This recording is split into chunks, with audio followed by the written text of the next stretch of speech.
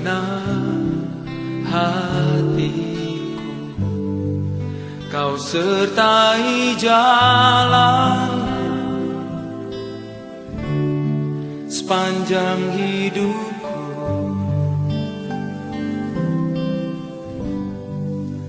Hanya dekat padamu ada kekuatan baru. Kaulah perlindunganku, keselamatanku. Ku ingin selalu bersekutu denganmu, menikmati hadiratmu. Biarkan rohmu tinggal dalam hidupku. Sungguh indah bersamamu selamanya.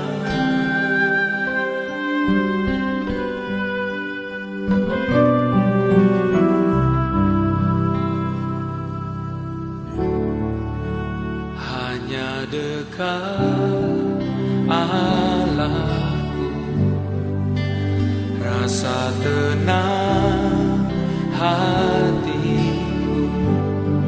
Kau sertai jalanku sepanjang hidupku. Hanya dekat padamu ada kekuatan baru. Kaulah perlindunganku, keselamatanku. Ku ingin selalu bersekutu denganmu, menikmati hadiratmu. Biarkan rohmu tinggal dalam hidupku. Sungguh indah bersamamu. Ku ingin selalu bersekutu denganmu, menikmati hadiratmu.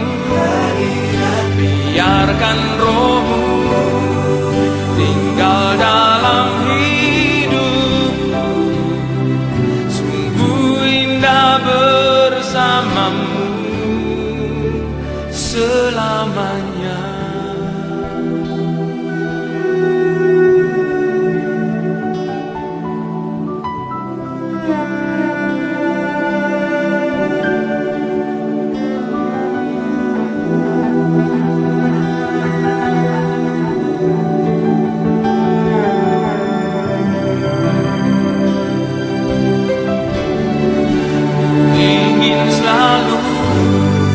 Bersekutu denganmu, menikmati hadiratmu.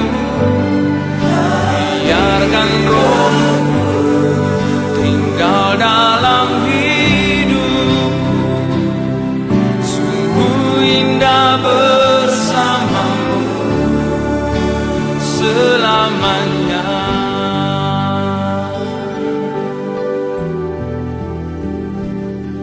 Sungguh indah bersamamu, sungguh indah bersamamu, sungguh indah bersamamu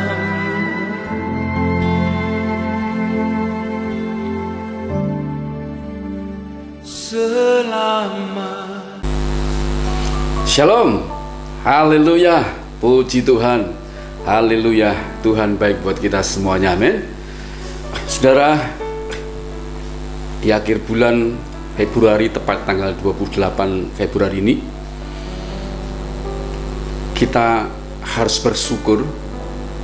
Sejauh ini pemeliharaan Tuhan begitu sempurna, menyertai kita tidak hanya dalam perkara yang besar, namun juga dalam keseharian kita. Sungguh sangat terbukti Tuhan itu tidak pernah meninggalkan kita. Amin. Karena itu saya berdoa buat saudara, agar saudara juga mengalami hal yang sama. Bahkan tidak hanya tanggal ini, tapi terus ke depan, bulan-bulan ke depan yang tentu masih dalam kondisi pandemi, Tuhan tetap menyatakan kehadiran, pemeliharaan, dan kasih-Nya kepada saya dan saudara dengan luar biasa. Amin. Nah, karena itu sebelum kita mendengarkan sebagian firman Tuhan, saya mengajak saudara untuk berdoa lebih dahulu. Mari arahkan hati saudara dan tundukkan kepala, kita berdoa. Allah Roh Kudus, dalam situasi ini kami bersyukur Tuhan arahkan kami untuk terus belajar bergantung hidup kami kepada Engkau saja. Tidak ada oknum, tidak ada pribadi, tidak ada tokoh yang sanggup memelihara kehidupan kami di masa sukar ini, kecuali kami hanya bisa bergantung kepada Engkau Tuhan yang hidup, Yesus Kristus, Tuhan yang nyata, Tuhan yang disebut sebagai gembala yang baik. Karena kami bergantung penuh kepada Engkau Tuhan. Karena itu kami mohon anugerah-Mu pada saat ini.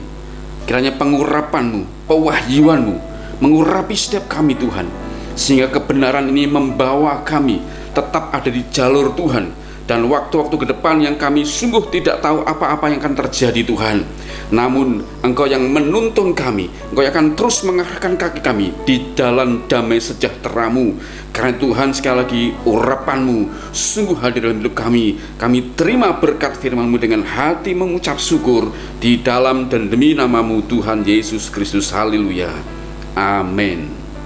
Puji Tuhan. Saudara, mari sama-sama kita tersenyum lebih dahulu kepada mungkin istri, suami, anak, atau siapa aja yang bisa hadir. Silahkan saling senyum ya. Terimalah dengan hati yang rendah hati, dengan lemah lembut, sehingga firman ini memberkati kehidupan kita semuanya. Amin. Dan saudara, tema kita pada saat ini adalah Gul Kaleb. Gul Kaleb. Gul itu artinya sasaran. Ya. Dalam bahasa Inggris tulisannya GOAL. Ya. Gul itu sasaran, tujuan yang ingin dicapai. Kaleb itu adalah salah satu di antara dua orang Israel yang diutus Musa untuk mengintai, ya, sebelum memasuki tanah Kanaan. Dan dua orang inilah yang akhirnya diizinkan Tuhan masuk tanah Kanaan. Ya. Nah, ada satu rahasia yang luar biasa yang perlu kita teladani dari kehidupan Kaleb ini, sehingga kalau saudara antusias menerimanya, roh saudara menggebu-gebu untuk menerimanya, saya percaya Roh Kudus akan memampukan saya dan saudara untuk tidak hanya memahami, namun menyerapnya dalam manusia batin kita, dan kita akan dituntut untuk melakukannya. Dan sungguh apa yang dialami Kaleb bisa juga kita alami, saudara, karena anugerah kemurahan Tuhan. Nah, bacaan kita adalah Yosua 14 ayat 6 sampai 15. Yosua pasal 14 ayat 6 sampai 15. Ini cukup panjang, tetapi harus saya baca agar saudara mengerti konteksnya. Firman Tuhan berkata demikian. Ayat 6. Bani Yehuda datang menghadap Yosua di Gilgal. Pada waktu itu berkatalah Kaleb bin Yefun, orang Kenas itu, kepadanya, engkau tahu firman yang diucapkan Tuhan kepada Musa, abdi Allah itu, tentang aku dan tentang engkau di Kades Barnea. Aku berumur 40 tahun ketika aku disuruh Musa, hamba Tuhan itu, dari Kades Barnea untuk mengintai negeri ini, dan aku pulang membawa kabar kepadanya yang sejujur-jujurnya. Sedang saudara-saudaraku yang bersama-sama pergi ke sana dengan aku membuat tawar hati bangsa itu, aku tetap mengikuti Tuhan Allahku dengan sepenuh hati. Pada waktu itu Musa bersumpah katanya, sesungguhnya tanah yang diinjak oleh kakimu itu akan menjadi milik pusakamu dan anak-anakmu sampai selama-lamanya, sebab engkau tetap mengikuti Tuhan Allahku dengan sepenuh hati. Ya, ayat 10. Jadi sekarang sesungguhnya Tuhan telah memelihara hidupku seperti yang dijanjikannya. Kini sudah 45 tahun lamanya sejak diucapkan Tuhan firman itu kepada Musa. Dan selama itu orang Israel mengembara di padang gurun. Jadi sekarang telah berumur 85 tahun aku hari ini. Pada waktu ini aku masih sama kuat seperti pada waktu aku disuruh Musa. Seperti kekuatanku pada waktu itu, demikian kekuatanku sekarang untuk berperang dan untuk keluar masuk. Oleh sebab itu, berikanlah kepadaku pegunungan yang dijanjikan Tuhan pada waktu itu, sebab engkau sendiri mendengar pada waktu itu bahwa di sana ada orang enak dengan kota-kota yang besar dan berkubu. Mungkin Tuhan menyertai aku sehingga aku menghalau mereka seperti yang difirmankan Tuhan.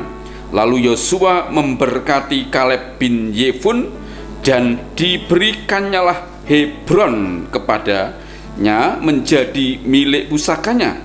Itulah sebabnya Hebron menjadi milik pusaka Kaleb bin Yefun orang Kenas itu sampai sekarang ini, karena ia tetap mengikuti Tuhan Allah Israel dengan sepenuh hati. Nama Hebron dahulu ialah Kirya Arba. Arba ialah orang yang paling besar di antara orang Enak, dan amanah negeri itu berhenti berperang. Saudara, dari bacaan ini kita mendapati bahwa Kaleb pada akhirnya berhasil mencapai sasaran hidupnya, yaitu memperoleh daerah Hebron menjadi milik pusakanya. Ini menggambarkan kepada kita bahwa Kaleb itu seorang yang mempunyai tujuan hidup, mempunyai sasaran hidup, punya goal hidup, dan terbukti Kaleb ini berhasil mencapainya. Makanya dikatakan ayat yang ke-13, lalu Yosua memberkati Kaleb bin Yefun dan diberikannya Hebron kepadanya menjadi milik pusakanya. Goal hidupnya Kaleb itu tercapai, yaitu memiliki daerah Hebron sebagai tanah pusakanya. Pertanyaannya saudara, ya, apakah saudara punya goal atau sasaran hidup? Coba sekali lagi saudara, saya bertanya, apakah saudara mempunyai goal atau tujuan hidup? Kalau punya, apa goal hidup saudara saat ini? Pertanyaan ini perlu diajukan saudara, karena apa? Hidup kita tidak boleh dibiarkan mengalir begitu saja. Hidup kita tidak boleh mengalir begitu saja, atau bahasa pergaulan adalah ngeflow, tanpa goal yang jelas. Nah, Kaleb kita pelajari goalnya sangat jelas, yaitu Hebron. Dan Kaleb berhasil mewujudkan goal hidupnya, memiliki Hebron. Karena mari kita belajar saudara, kita belajar dari kehidupan Kaleb agar kita mempunyai goal hidup, dan oleh pertolongan Tuhan kita dapat mencapainya, ya.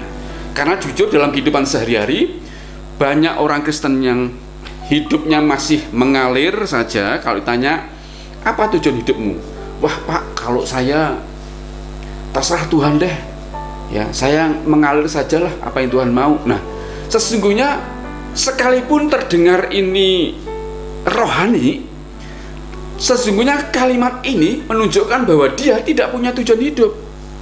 Ya, betul, kita punya penyerahan kepada pribadi Tuhan Yesus sebagai gembala yang baik. Penyerahan itu wajib dan itu total harus dilakukan. Namun Tuhan sesungguhnya memberikan sebuah tujuan hidup dalam setiap kita. Setiap kita itu harusnya punya sasaran, punya tujuan yang jelas. Secara spiritual, ditinjau dari rancangan Tuhan, tujuan utama dan terutama kita adalah Yerusalem baru. Itu tujuan utama kita. Itu kekekalan yang harus kita capai. Kita harus fokus ke sana. Namun selama kita hidup di dunia ini, kita juga harus punya sebuah sasaran kehidupan, punya goal yang ingin dicapai, sehingga hidup kita tidak mengalir begitu saja, tidak ada arah yang jelas, tidak ada target-target yang harus dicapai, tetapi kita mempunyai sebuah tujuan yang jelas dan ada target-target, dan akhirnya ujung dari pencapaian itu akan tercapai. Nah, pertanyaannya, saudara, kita akan belajar pertanyaan demikian, ya. Apakah rahasia Kaleb sehingga ia memiliki goal hidup dan berhasil mencapainya? Pertanyaan sekali saya ulangi, apakah rahasia hidup Kaleb sehingga dia memiliki goal hidup dan mampu mencapainya?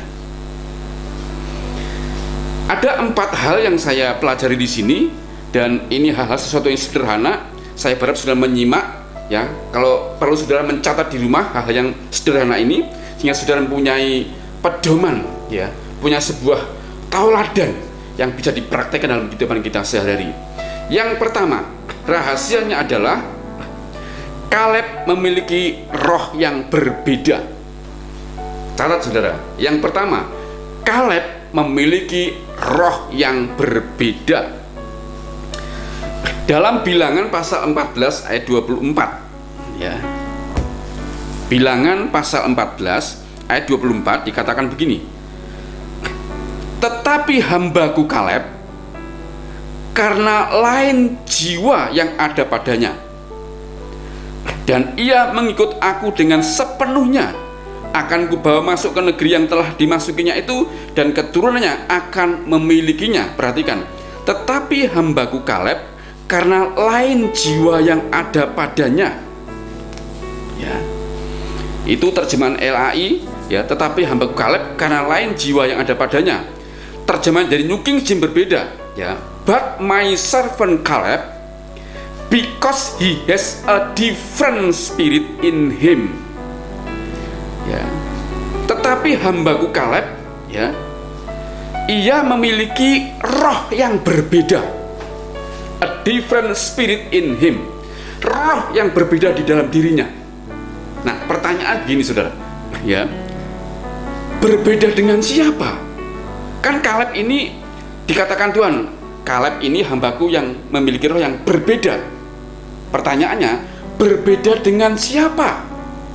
Yang kedua, ya, apanya yang membedakan? Jadi dengan siapa dia dibedakan dan apanya yang membedakan? Ya, perhatikan baik-baik saudara, ya.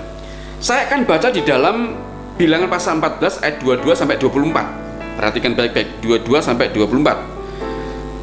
Semua orang yang telah melihat kemuliaanku dan tanda-tanda mujizat yang kuperbuat di Mesir dan di padang gurun, namun telah 10 kali mencobai aku. Hanya ini besar akunya saudara.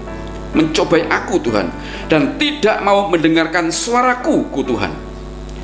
Pastilah tidak akan melihat negeri yang kujanjikan dengan bersumpah kepada nenek moyang mereka. Semua yang menista aku ini tidak akan melihatnya. Tetapi hambaku Kaleb karena lain roh yang ada padanya. Jadi kata tetapi ini menunjukkan sebuah perbandingan, konfrontasi dibandingkan dengan ayat sebelumnya, itu ayat 22, ya. Jadi Kaleb berbeda rohnya dengan siapa? Ayat 22a dikatakan gini, semua orang. Siapa? Orang Israel, yang dimana? Yang pernah tinggal di Mesir.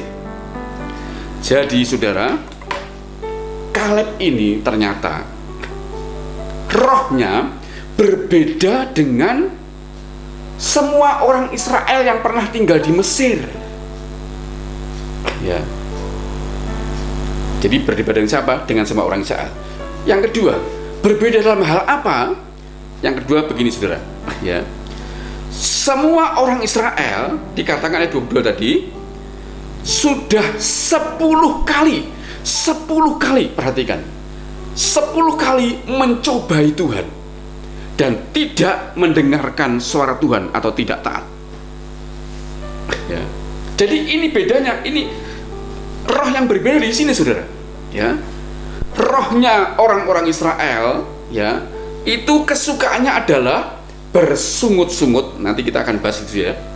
Adalah mencobai Tuhan sampai 10 kali dan tidak mendengarkan suara Tuhan atau tidak taat. Ini rohnya orang Israel yang tinggal di Mesir. Sedangkan Kaleb dikatakan, tetapi hambaku Kaleb, karena ia memiliki roh yang berbeda di dalam dirinya. Jadi kebalikannya dari bangsa Israel. Ya, kalau Israel itu mencobai Tuhan sudah 10 kali dan tidak mau mendengarkan suara Tuhan atau tidak taat, berarti Kaleb itu rohnya adalah tidak pernah mencobai Tuhan. Nanti kita akan bahas apa yang mencobai Tuhan. Yang kedua, rohnya itu mendengarkan suara Tuhan atau taat. Ini yang membedakan, saudara. Makanya kita bahas apa yang dimaksud dengan mencobai Tuhan 10 kali. Nah, kalau saudara pelajari ya kitab Keluaran itu, coba perhatikan, saudara. Ya, bangsa Israel itu setiap kali mendapat kesulitan selalu bersungut-sungut, ngomel-ngomel, menyalahkan Tuhan, menyalahkan Musa, dan ujung-ujungnya mereka tidak mau mendengar Musa atau memberontak apa kata Tuhan lewat Musa, ya, tidak taat, memberontak mereka. Itu dikatakan 10 kali mereka bersungut-sungut mencobai Tuhan dan tidak taat kepada Tuhan. Jadi mencobai Tuhan itu artinya pertama adalah bersungut-sungut, ya, protes terus, tidak mau bersyukur. Contohnya, ya, mereka begitu keluar dari Mesir, ya, kemudian menghadapi laut Tiberau di belakang Firaun, mereka ngomong gini, lebih baik kami mati di Mesir, memang tidak ada kuburan di Mesir. Ya, ketika mereka sudah menyeberangi laut Tiberau, ya, tidak ada minuman, mereka menyalahkan lagi, ya, kepada Musa, kepada Tuhan. Ya, mereka tidak mau bersyukur. Ya, diberi air. Ya, setelah diberi air, mereka bersungut-sungut lagi, tidak ada makanan, diberilah roti mana. Bersungut-sungut lagi, tidak ada daging, diberilah burung puyuh. Terus seperti itu mencobai Tuhan. Rohnya reget, itu rohnya kotor, saudara. Rohnya itu keruh. Nah, orang yang memiliki sifat bersungut-sungut, tidak mau bersyukur, selalu menyalahkan Tuhan, menyalahkan pemimpin, ya. Dan yang kedua juga tidak taat, selalu memberontak, tidak bisa dipimpin Musa. Inilah disebut dengan roh yang berbeda dengan Kaleb. Ini roh yang keruh. Orang yang memiliki roh yang keruh seperti ini, perhatikan baik-baik, saudara, tidak mudah atau sulit memiliki tujuan hidup. Tuhan sudah ngomong diberikan Kanaan sebagai goalnya bangsa Israel, tapi mereka tidak fokus kepada tujuan Kanaan. Mereka hanya fokus pada kebutuhan sehari-hari, apa yang diperlukan, terus mengganggu mereka. Karena apa, saudara? Roh mereka itu kotor, keruh. Mereka akhirnya kehilangan tujuan. Ditafsirkan kira-kira sekitar 2 juta orang yang keluar dari Mesir itu, ya, 2/3-nya mati semua di padang gurun, kecuali generasinya Yosua dan Kaleb. Kenapa, saudara? Mereka telah mencobai Tuhan dan mendapat murka dari Tuhan. Selama dalam perjalanan, habis mereka. Jadi yang pertama, rahasianya Kaleb memiliki roh yang berbeda. Kaleb adalah orang yang tidak bersungut-sungut, tidak suka bersungut-sungut, tapi bisa mengucap syukur, menerima apa yang diberikan Tuhan. Sekalipun dalam kesulitan, tidak mau ngomel-ngomel, tapi bisa mensyukuri apapun yang ada di depan mata. Dan apapun kata Tuhan, sekalipun susah memahami, sekalipun sulit memahami, sekalipun kondisi sangat sukar, Kaleb memilih tetap pikirannya tertuju pada Tuhan, positif, memandang Tuhan, bahwa Tuhan tetap baik. Orang seperti inilah yang gampang dituntun Tuhan untuk difokuskan, diarahkan kepada goal hidup dia atau tujuan hidup dia, yaitu untuk memiliki Hebron, bagian dari tanah Kanaan, saudara. Intinya, saudara, yang pertama, orang Israel tidak mau tahu atau tidak peduli bahwa Tuhan akan membawa mereka masuk tanah Kanaan. Hal inilah yang membuat mereka tidak memiliki goal hidup atau tidak memiliki tujuan hidup, disebabkan oleh roh yang keruh. Yang kedua, rahasia Kaleb adalah Kaleb memiliki semangat yang berbeda. Bilangan 24 terjemahan MSG ya berbunyi demikian. Bilangan 14 ayat 24, kalau dalam LAI dikatakan begini: tetapi hambaku Kaleb, ini adalah cerita yang berbeda. Maksud saya, ini terjemahan dari Bilangan 14:24, terjemahan dari MSG ya. Saya terjemahkan dulu lebih baik dari bahasa Inggrisnya. But my servant Caleb, this is a different story. He has a different spirit. He follows me, ya. He follow me passionately, ya. Passionately, ya. Passionately, ya. He follow me passionately, ya. Passionately itu dari kata passion, ya. Artinya dengan sangat bernafsu, sangat bergairah, ya, penuh dengan totalitas, penuh dengan semangat yang tinggi, ya, passionately, ya. Nah, dari bahasa Inggris ini saya terjemahkan begini: tetapi hambaku Kaleb, ini adalah cerita yang berbeda, ya. This is a different story. Ya. Dia memiliki roh yang berbeda. Tadi sudah kita bahas, ya. Dikatakan juga, ia mengikutiku dengan passionately, dengan penuh semangat, dengan sangat bergairah, dengan penuh nafsu yang kuat. Nafsu jangan dipahami sebagai negatif, tetapi sebuah gairah suci yang sangat menggebu-gebu, ya. Jadi yang kedua, saudara, rahasia Kaleb adalah memiliki semangat yang berbeda dengan bangsa Israel. Satu langkah bersungut-sungut, satu langkah lagi bersungut-sungut, menyalahkan Musa, menyalahkan Tuhan, ingin mati, ingin kembali ke Mesir, ya. Mereka selalu pengen mati, ya, pengen mati, saudara, tidak pengen meneruskan perjalanan. Tapi berbeda dengan Kaleb, karena dia memiliki semangat yang luar biasa, gairah yang luar biasa, dan aneh sekali, semangat ini terpelihara tidak singkat, ya. Terpelihara sampai 45 tahun. 45 tahun, saudara. Terpelihara sampai 45 tahun. Ini bukan main, saudara. Semangat ini bukan main-main. Ini adalah sebuah spirit, sebuah semangat, sebuah gairah yang tidak padam, dan itu luar biasa, sehingga menyanggupkan dari Kaleb untuk menempuh perjalanan selama 45 tahun untuk memperoleh tanah Hebron.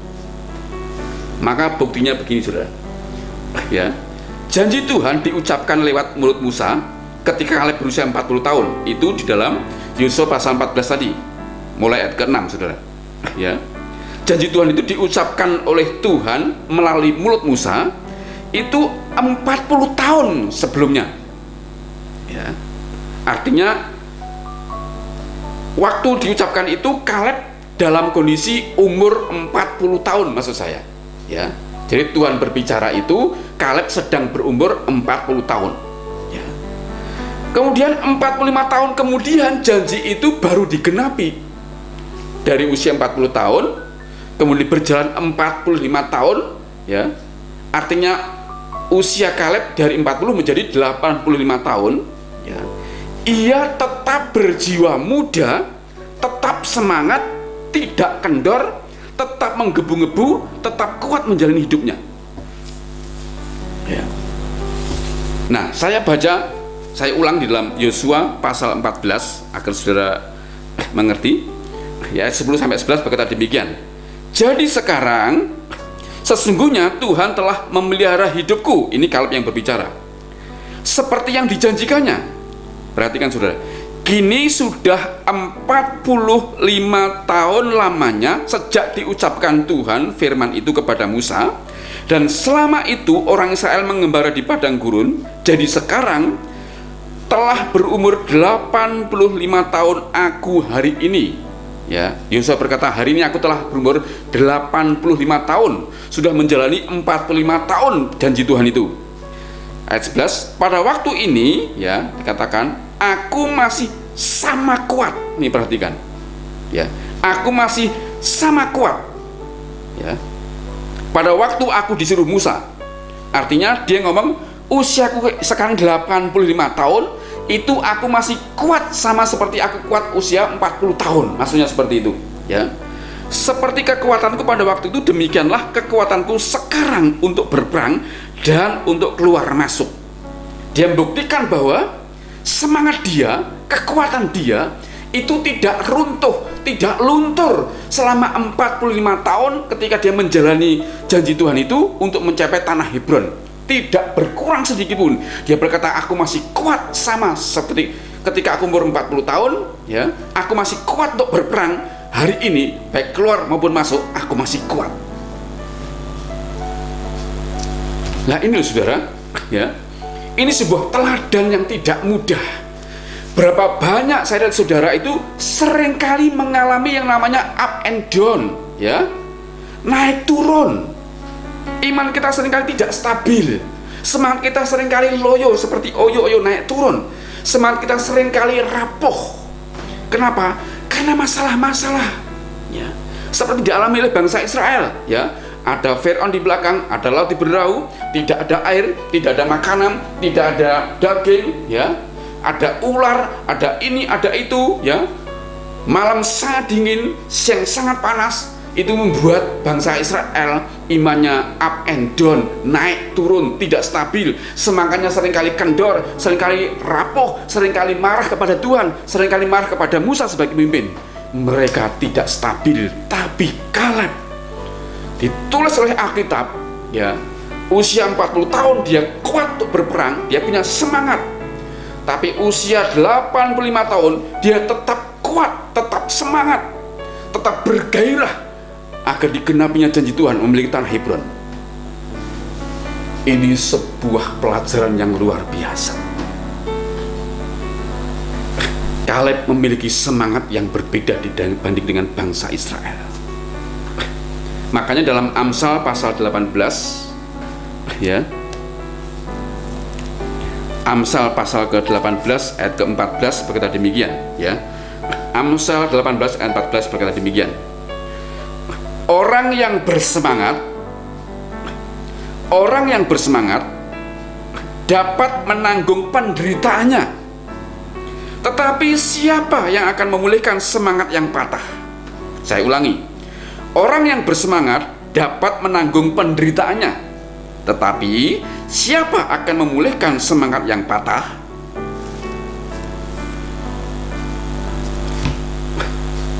Firman Tuhan mengkonfirmasi, meneguhkan Amsal 18 ayat 14 ini saudara.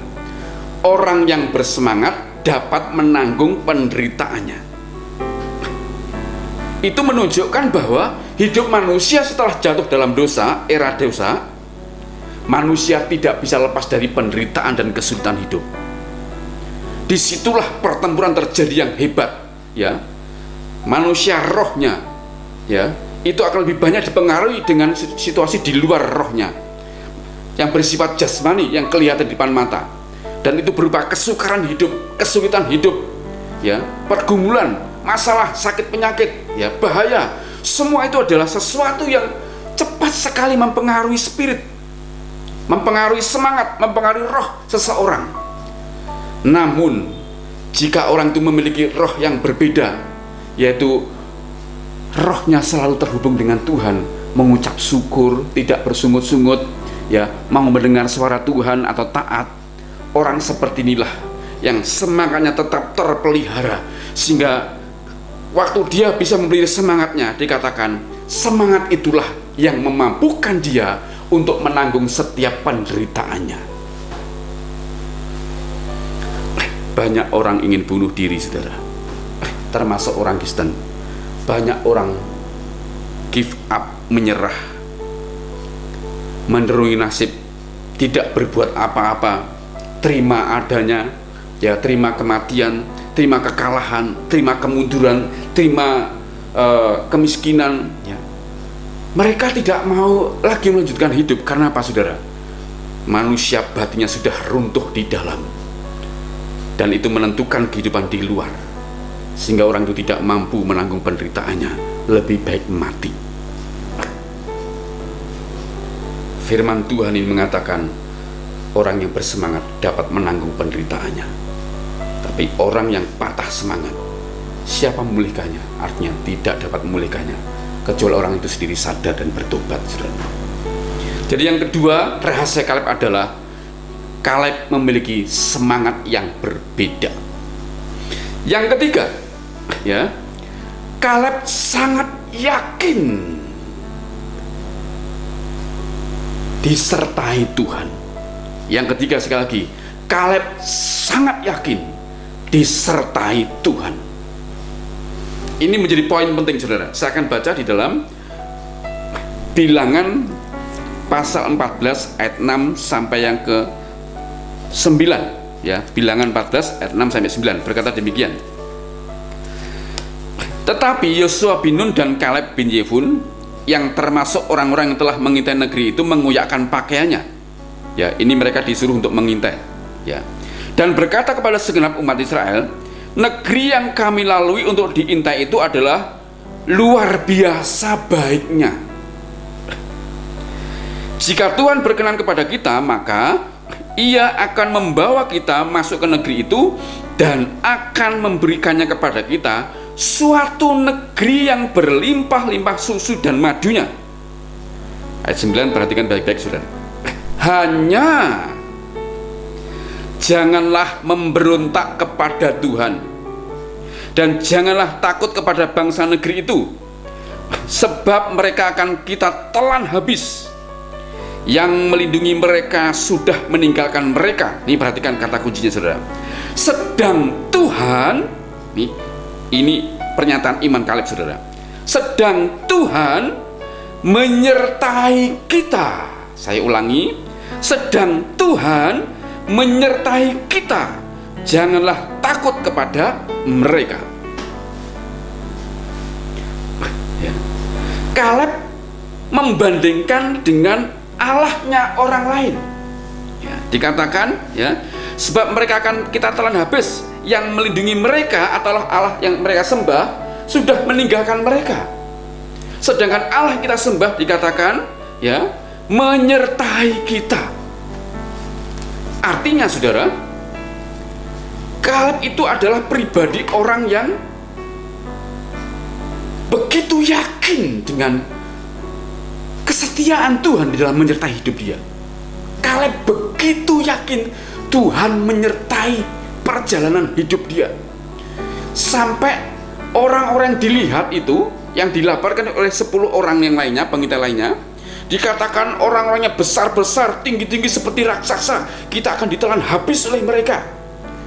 Tapi Kaleb itu memandang orang-orang yang besar, yang tinggi, yang menakutkan itu, ya, bagi Kaleb tidak ada apa-apanya.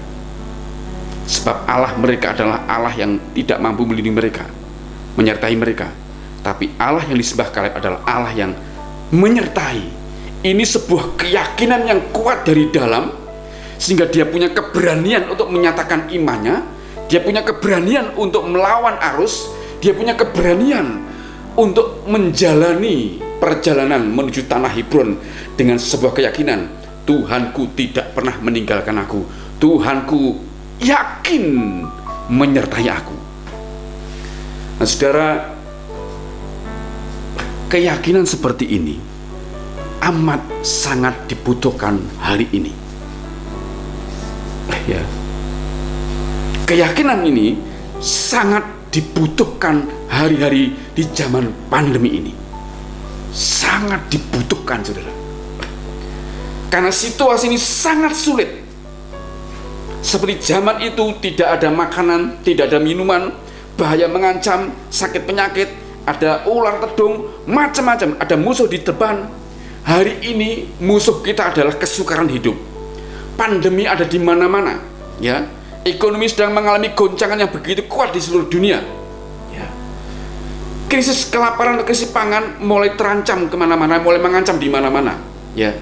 Lihat saudara, situasi ini begitu tidak gampang, ini sukar masanya. Kalau kita ini tidak punya keyakinan bahwa Allah menyertai kita, saya percaya nasib saya dan saudara sama seperti bangsa Israel, gugur di tengah jalan. Ya. Pasti kita akan gugur di tengah jalan karena kita tidak yakin dengan kehadiran Tuhan.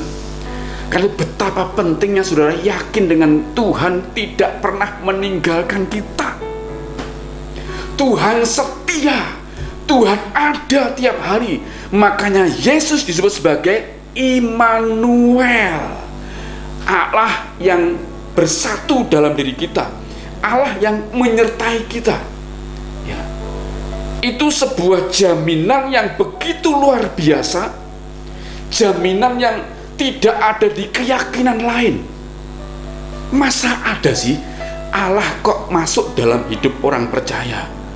Tidak ada keyakinan lain selain di dalam Yesus Kristus yang telah turun dari surga menjadi manusia.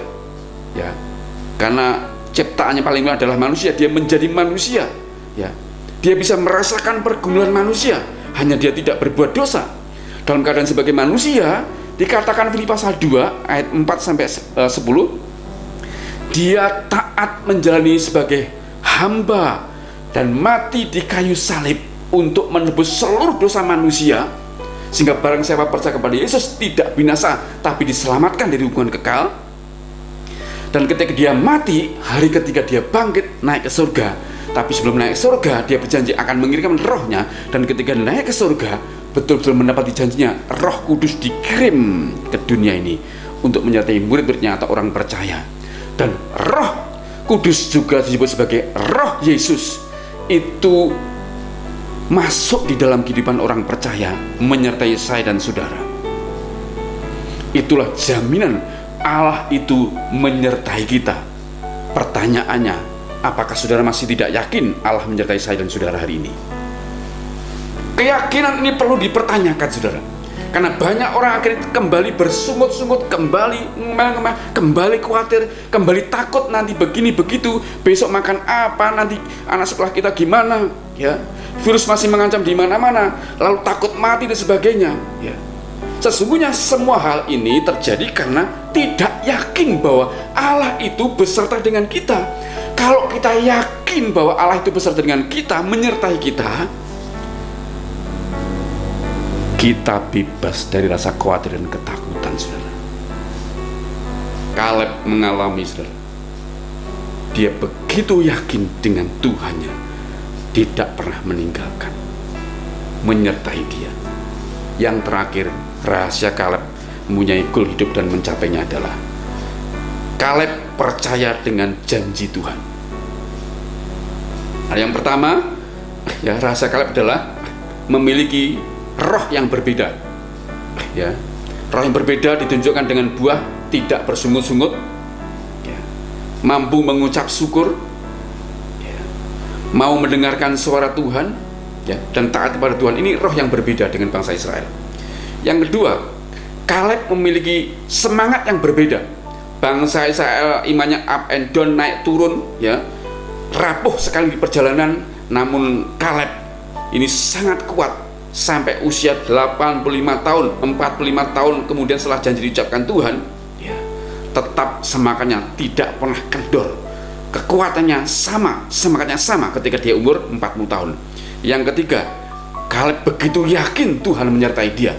Yang keempat, Kaleb begitu percaya dengan janji Tuhan bahwa Tuhan tidak pernah berdusta. Bilangan 14 ayat 30, firman Tuhan berkata demikian, ya.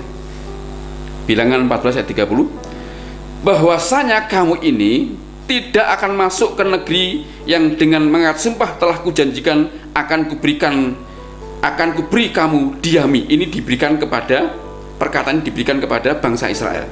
Jadi Tuhan ngomong kepada bangsa Israel bahwasanya kamu ini bangsa Israel tidak akan masuk ke negeri yang dengan mengikat sumpah telah dijanjikan Tuhan kepada bangsa Israel untuk didiami, ya, kecuali, artinya janji itu hanya dialami kecuali siapa? Kecuali Kaleb bin Yefun dan Yosua bin Nun.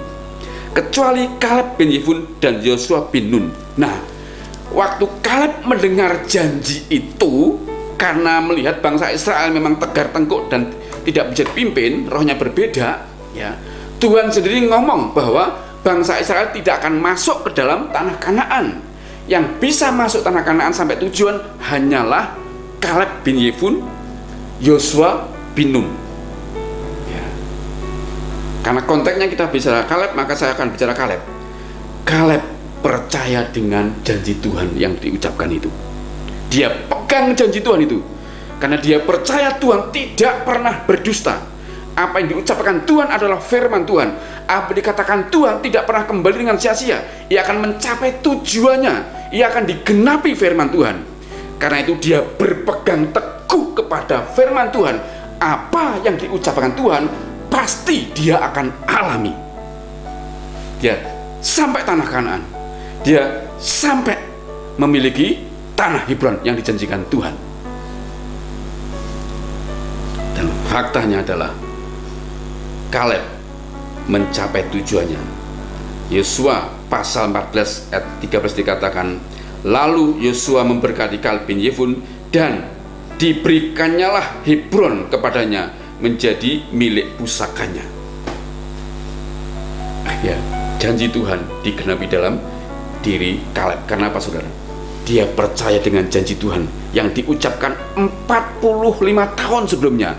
Sampai 45 tahun dia percaya, dia pegang itu. Dia pasti akan dipercayakan digenapi, dan terjadilah seperti iman dia. Nah, saudara,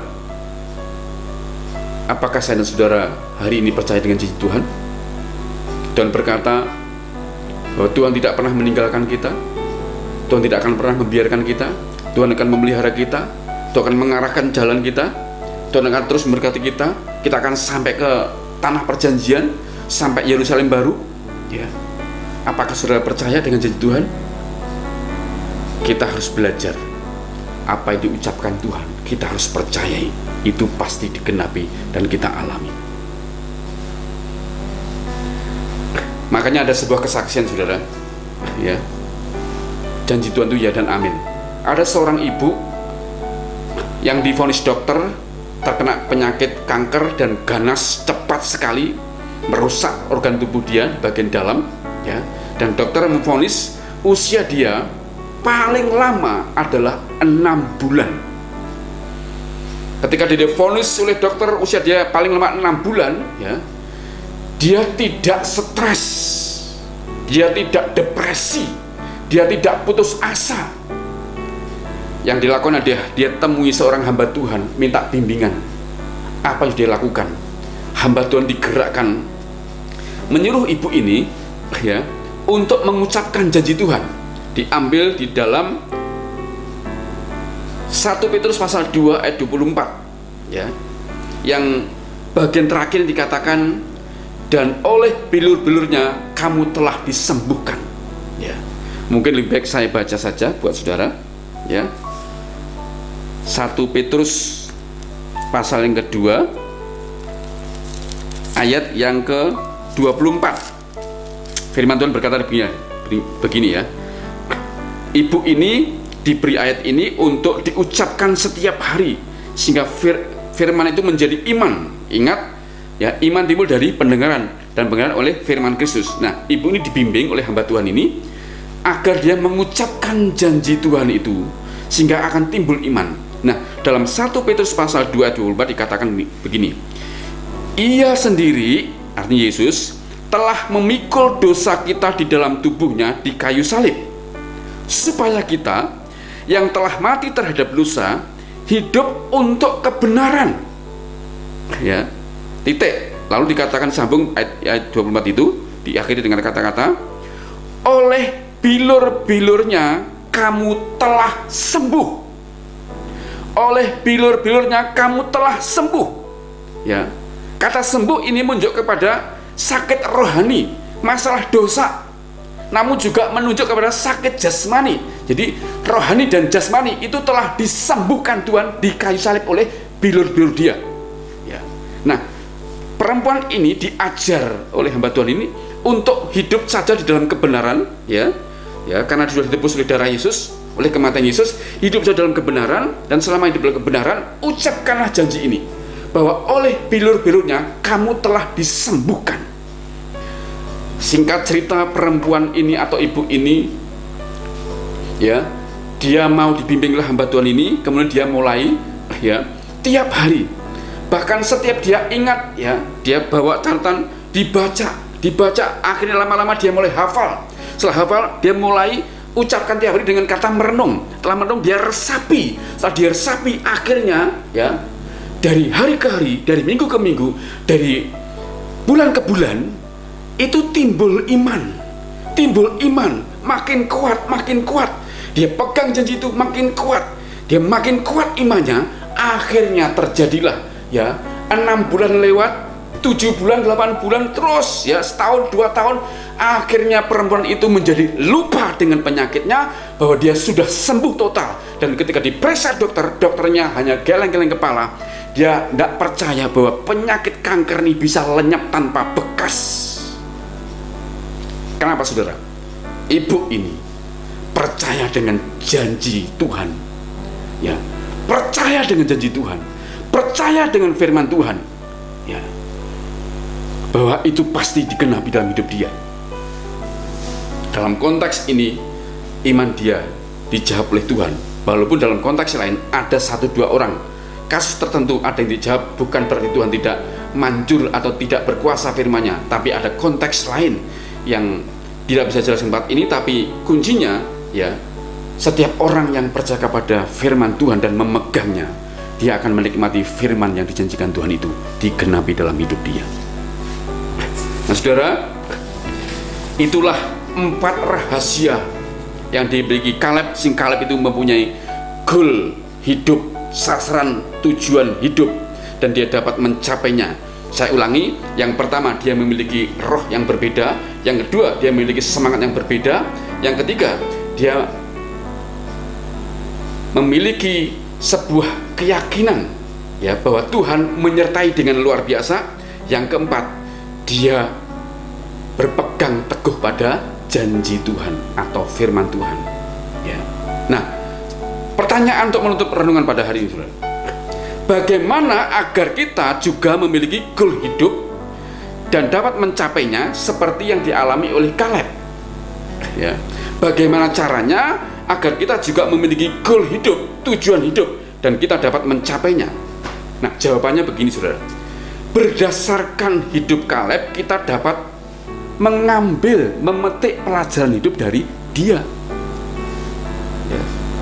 Untuk dapat memiliki goal hidup, yang pertama adalah milikilah roh yang berbeda dengan orang yang tidak mengenal Tuhan, ya. Roh yang berbeda itu ditandai dengan orang yang tidak mudah bersungut-sungut, ya, ngomel-ngomel, menyalahkan pemimpin, menyalahkan Musa, menyalahkan Tuhan, ya, dan lebih memilih untuk suka mengucap syukur, ya. Roh seperti inilah yang memudahkan orang untuk menerima tuntunan Tuhan, sehingga dia memiliki tujuan hidup. Dengan kata lain, saudara, banyak orang Kristen gagal memiliki tujuan hidup. Banyak orang percaya gagal memiliki sasaran hidup. Karena apa, saudara? Rohnya keruh, tidak suka bersyukur, tetapi sukanya adalah bersungut-sungut, ngomel-ngomel, khawatir, takut, gelisah, bimbang, ragu, dan sebagainya. Orang memiliki roh seperti itu, percayalah, saudara, susah untuk menerima tuntunan Tuhan. Namun kalau hari ini saudara belajar untuk tidak bersungut-sungut, tapi lebih memilih untuk bersyukur, Tuhan terima kasih, syukur untuk kesulitan ini.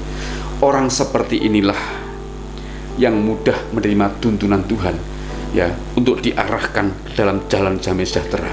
Orang seperti inilah yang gampang atau mudah dituntun Tuhan memiliki goal hidup, sasaran tujuan hidup.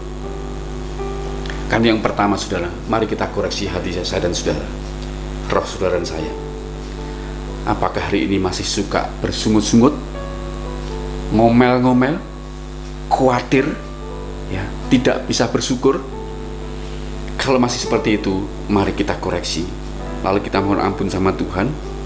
Kita minta bimbingan Roh Kudus untuk memampukan kita mulai mengucap syukur, melihat bahwa Allah itu sungguh baik dalam hidup kita, sehingga hati kita menjadi adem, mudah diarahkan Tuhan untuk memiliki tujuan hidup.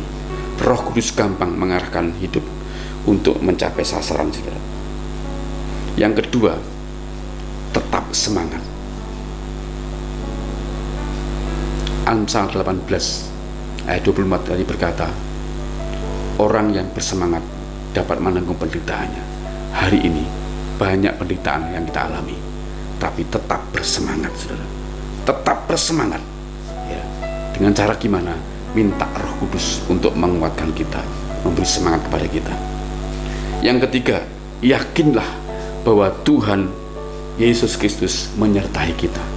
Yang ketiga, yakinlah Tuhan tidak pernah meninggal saya dan saudara. Tuhan menyertai kita, Immanuel. Yakinlah saudara. Hari ini sangat dibutuhkan sebuah keyakinan bahwa Allah itu ada bersama kita, menyertai kita untuk menjalani situasi yang sukar seperti sekarang ini. Dan yang terakhir, tetap pegang janji Tuhan sampai digenapi. Tetap pegang janji Tuhan sampai digenapi. Jangan gugur di tengah jalan. Tetap pegang janji Tuhan, saudara. Dan saya yakin kalau saudara mau menangkap ini dengan kerendahan hati, apapun yang terjadi ke depan saudara, saudara pribadi yang mempunyai goal hidup, tujuan hidup, sasaran hidup. Tidak hanya Yerusalem baru kekekalan sebagai tujuan yang terutama, namun juga di dalam dunia ini kita punya goal hidup, tujuan hidup. Kalau saudara bertanya balik kepada saya, lalu Pak Bambang apa tujuan hidupnya, goalnya apa? Dari dulu hati saya cuma diarahkan Tuhan membawa jemaat yang digembalakan untuk mengenal pribadi Yesus, untuk mengenal kepada pribadi Yesus. Itu tujuan utama saya, saudara. Atau apapun beritanya, selalu membawa jemaat untuk dikenalkan kepada pribadi Yesus, memiliki hubungan yang dekat dengan Yesus.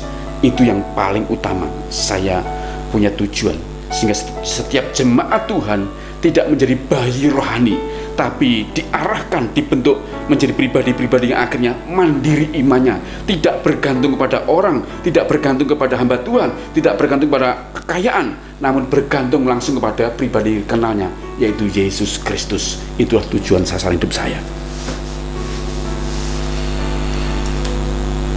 Karena itu lewat renungan ini saya mengajak saudara semuanya yang dikasihi Tuhan untuk menerima firman dengan rendah hati, sehingga kita akan mengalami kemenangan seperti dialami oleh Kaleb. Amin. Untuk firman Tuhan, saya mengajak saudara untuk berdoa dengan sungguh-sungguh. Mari arahkan hati saudara kepada Tuhan dan kita berdoa. Bapa yang baik, Tuhan kami Yesus Kristus, lewat Roh-Mu yang kudus, kiranya pengurapan-Mu yang memampukan manusia batin kami menyerap kebenaran ini dengan benar di dalam nama Yesus, menyerap dengan benar kebenaran ini di dalam nama Yesus Kristus, dan memenuhi setiap hati pikiran kami, memenuhi hidup kami Tuhan. Dan oleh pertolongan Roh Kudus, mampukan kami untuk mempraktekkan kebenaran ini, sehingga hidup kami yang mungkin hari ini kosong, yang mungkin hari ini tanpa tujuan, yang mungkin hari ini hanya mengalir saja, tidak mengerti apa yang sedang dilakukan, kami percaya dengan anugerah kehadiran-Mu dan pewahyuan-Mu Tuhan. Kami berdoa di dalam nama Yesus, Engkau mulai mengarahkan setiap hidup kami sebagai jemaat Tuhan untuk memiliki tujuan hidup, memiliki goal hidup. Dan oleh karena penyertaan-Mu Tuhan, kami percaya Tuhan, Engkau memampukan setiap kami untuk mencapai sasaran kami sampai tergenapi semua yang Tuhan rencanakan dalam hidup kami. Di dalam nama Yesus kami terima anugerah dan berkat dengan hati mengucap syukur, dan hanya Engkau saja yang disenangkan Tuhan. Kami sudah berdoa dan mengucap syukur. Haleluya, amin. Haleluya, puji Tuhan. Saudara, kiranya oleh anugerah Tuhan saudara semua diberkati, dan kita akan kembali bertemu minggu depan yang akan disertai dengan perjamuan kudus. Doa saya, saudara baik-baik saja, tetap taati protokol kesehatan, ya, andalkan Tuhan, dan saya yakin saudara akan selalu sehat dan baik-baik saja. Sampai jumpa, Tuhan berkati dan shalom.